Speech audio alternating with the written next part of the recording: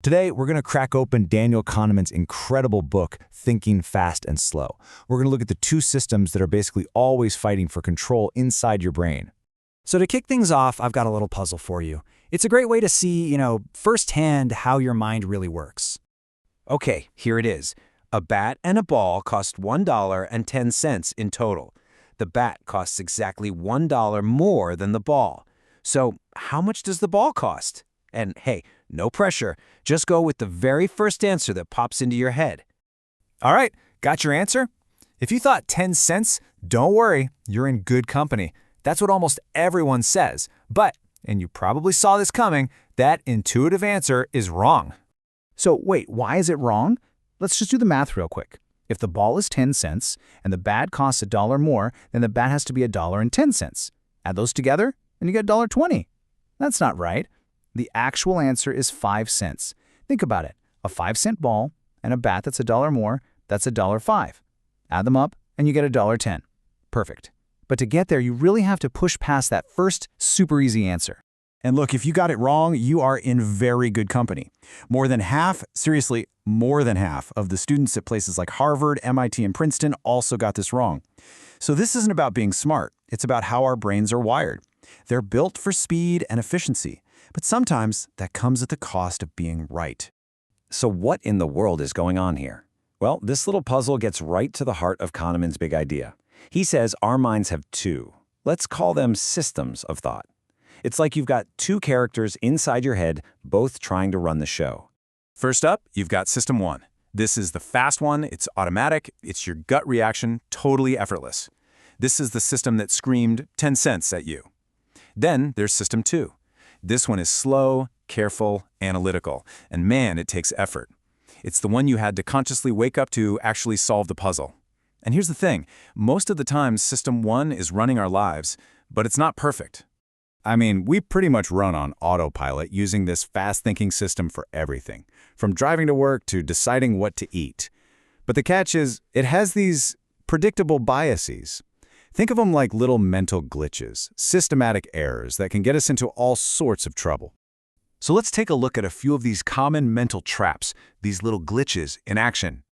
Okay, first, the halo effect. You've definitely seen this one. Imagine a super confident, handsome speaker walks out on stage. What do? We just automatically assume whatever they're about to say is gonna be brilliant, right?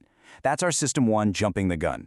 It creates this really simple story. Hey, this person looks smart, so they must be smart.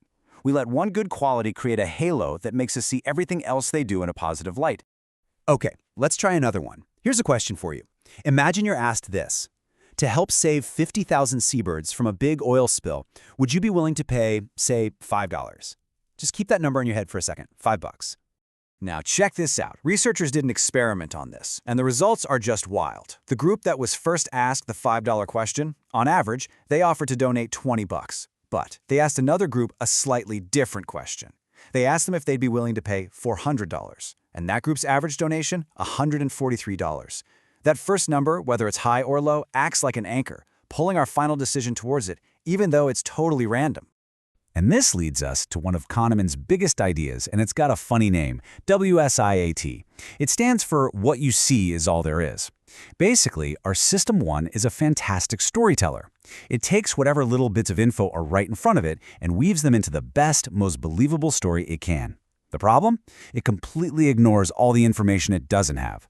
This makes us feel super confident about our conclusions, even when we're basically looking at a tiny piece of the whole puzzle. Okay, so our brains are kind of buggy. They're filled with these biases. What are we supposed to do about it? Well, Kahneman's answer is actually pretty simple, and maybe a little surprising. It all starts with language. Look, his goal isn't to get us to stop using our gut instincts. That's impossible, and we'd never get anything done. Instead, he wants to give us the right words, a vocabulary for what he calls intelligent gossip.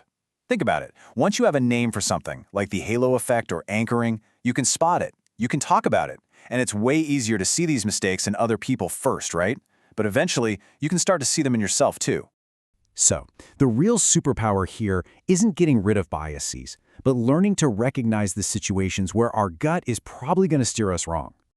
So it's really a simple process. First, you learn the names for these things. Then you start spotting the patterns out in the world. And that's your cue to just slow down, especially when the stakes are high.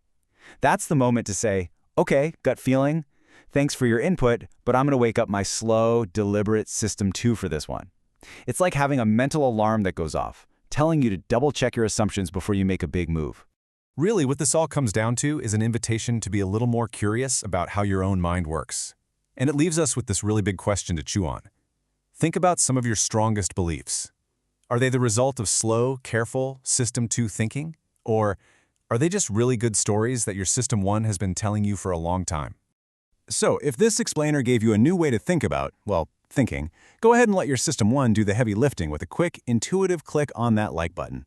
It's a really easy way to help other curious people find this explainer. Thanks so much for watching.